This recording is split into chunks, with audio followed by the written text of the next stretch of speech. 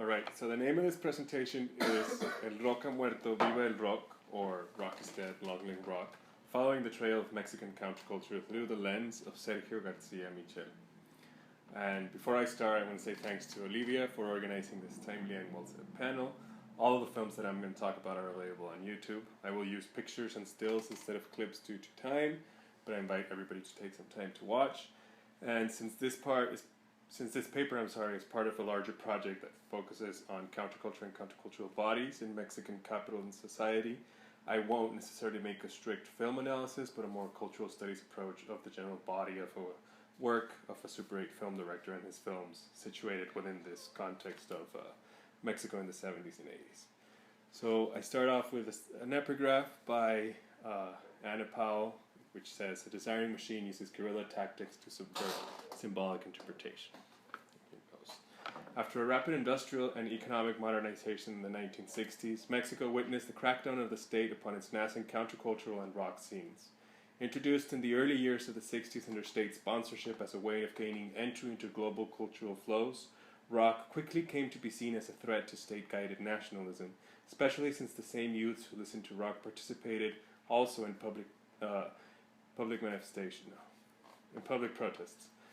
The state answered with waves of repression, culminating in the student massacres of 1968 and 71 and the subsequent assassinations and disappearances all over the country. Super 8 film, which was introduced as a bourgeois commodity, quickly became a tool of the counterculture, much the same way electric music instruments were to become weapons of ideological warfare.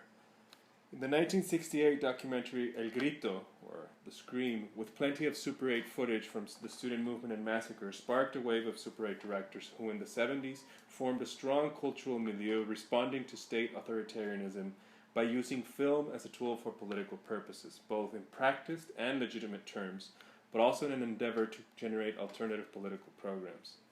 Coursed by affects generated by capital and state forces, the body of the modern Mexican citizen, historically known as a mestizo, as theorized by Pedro Ángel Palau among others, changed drastically in these years. In this paper, I want to stress the possibilities unleashed by the countercultural body as an alternative body configured by an ongoing affectual composition of a world marginal to state and mainstream market institutions.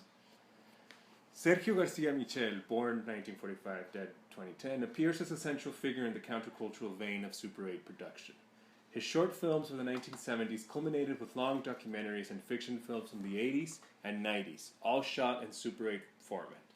In 1972, he publishes with other superocheros, as they were called, a manifesto titled Toward the Fourth Cinema, seeking to problematize the effectiveness of third cinema as practiced in Mexico as a repressive state that also subjectifies bodies in a capitalist society through democratic institutions allied with market forces.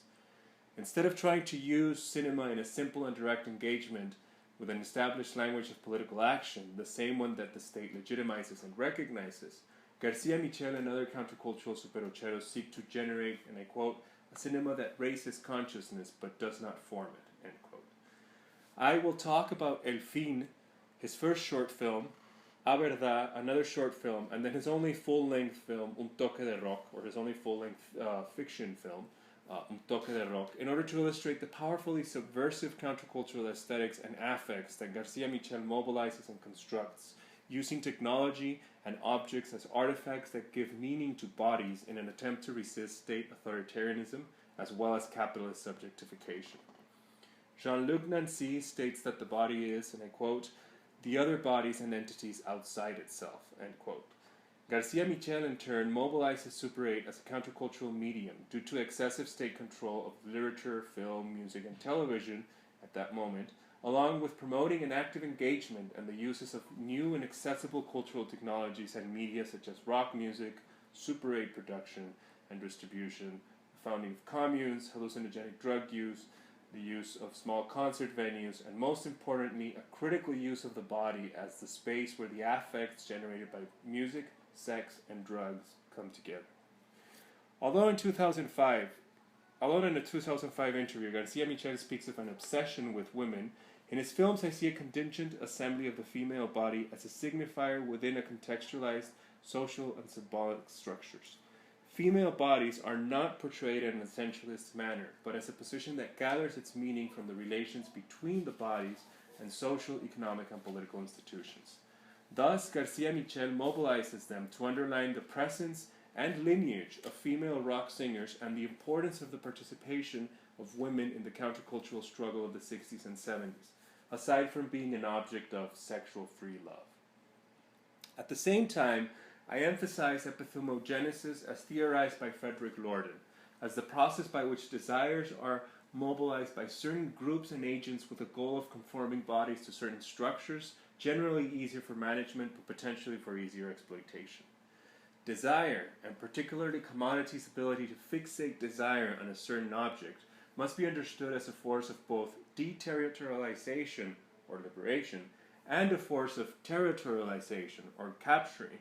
since, and I quote, "Desire is never of me and yet always mine." In other words, it never originates exclusively within desiring individuals, but is nevertheless absolutely theirs, end quote. Sergio García Michel, as an active participant in a countercultural milieu with a strong political stance, mobilizes desire, unambiguously critiquing the capturing of it by market and state forces and institutions, while exploring how the body, specifically the female body, can resist by generating its own affects through relations with other bodies and most importantly with music, drugs, and sexuality. In 1970, the Art Centro Las Musas called for the first national competition of independent cinema in 8mm, with a prize awarded by Luis Buñuel. A total of 20 films were submitted under the general theme of our country. Sergio García Michel participated with a short film, El Fin, or The End, set mainly to This Is the End by The Doors. In the aftermath of the violent and disruptive event that was the massacre at Tlatelolco, García Michel focuses on critically appraising the political and social actions available to youth in the context of the outright totalitarian-like democratic authoritarianism that was forming after the election of Luis Echeverría to the presidency, the same man who allegedly ordered the massacre as acting Secretary of State. He uses music to deterritorialize affects that are available to youth, released by the years of rock and recaptured by the Mexican state. From The Doors, the music fades into Armando Manzanero, a melodramatic and romantic ballad singer. The film opens with a bearded man behind bars in the shape of Mexico, moving then to critique a hippie couple who escaped from society. The camera cuts to two youths around a campfire who are chased by a charro, a priest, a businessman, a soldier, and a wife, all representatives of the institutions that are capturing youth. One of the two youths is captured and ideologically retrained through consumption, and the film passes through a sequence of images of the urban landscape seen through a kaleidoscopic effect, emphasizing the hallucinatory state of mind that consumerism can enact upon a body with an accelerated soundtrack of This Is the End. The final clips show the now suited man driving a car completely captured. The Oedipal liberation that Morrison seems to imbue in the lyrics of the song are left aside to focus on the affective re-territorialization the song provides, machinically assembling rock music as a deterritorializing force, political force, that can challenge subjectification but not survive physical repression. His second short film of 1974, A Verdad, or You Thought So, is a much more positive story of an urban guerrilla who bombed national monuments and state-sponsored newspapers, thus destroying state nationalism physically while embracing imminent quotidian nationalism through their consumption of local food products such as street food. The repressive forces of the state, which kidnapped and murdered urban and rural guerrilla, as well as rock bands, appear in the plainclothes policemen who killed the male youth. Garcia focuses on the female character, who becomes the protagonist, to showcase the political actions available in social, sexual, and bodily terms versus an outright armed stance against the forces of the state. By showing the viewer the power of the female body to turn a nutcracker, and you can see in the picture right there, to turn a nutcracker on the bougie hippie youth who seeks to sexually take advantage of her. In a countercultural swerve, the woman manually prepares lysergic acid and drugs a group of monks, turning a captured institution into an agent of social change, as they in turn pour LSD into the water supply tanks of Mexico City. While the Beatles sing Good Morning, the monks effectively drug all of Mexico City society with a handheld camera in oblique angle shots while noise music plays in the background. Zizek speaks of freedom not as a, quote, a blissfully neutral state of harmony and balance, but as a violent act which disrupts this balance, end quote. And the violent acts of castration plus consumption of hallucinogens become the events that disrupt the effective forces of state and market epithermogenesis precisely through modifying the body itself by critically consuming ideologies of sexual liberation or lysergic acid.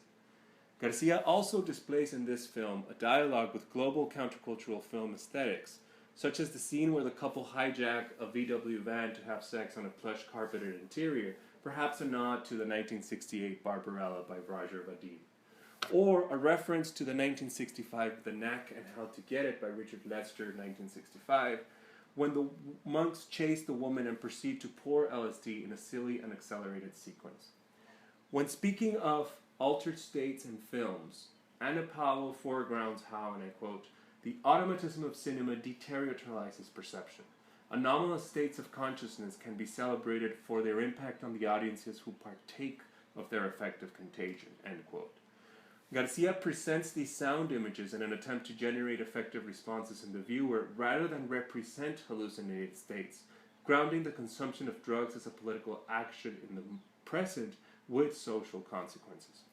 In the 1980s, García Michel focused on the promotion of Super 8 film culture in Mexico City through the founding of Foro Tlalpan exclusively for Super 8 production, distribution, and screening, as well as an active participation in other forums and workshops. From 1985 to 1988, he films and produces Un Toque de Rock, or A Toke of Rock, a pun on the drag of a marijuana cigarette known as a toke, both in Spanish and in English, as well as tocada, the word for an impromptu or underground rock concert. In the context of the overly sexualized film industry of the 1980s, as well as the abandonment of Super 8 medium by many superocheros of the 70s who moved to larger formats, Un Toque de Rock is an attempt to rework nationalism, the rock scene of the 80s, and countercultural politics through the effective forces of music and experimental film images. The film is a rock opera with a prologue and 3 acts, musicalized with mainly live performance, but also some recordings of Mexican rock bands from the time period. It tells the story of 3 young women who flee their constrictive environments of family and institutions to form a commune with another young woman who dresses up as a nun while graffitiing the city, only to be captured later by undercover policemen and tortured. The sole survivor of these 4 women escapes and finds another rock commune who takes her in.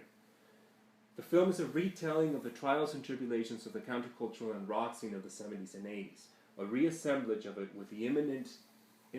nationalism of the 1960s through foregrounding the body as an entity that can be sexually and ideologically liberated, or, in other words, enter into new assemblages that run against the state.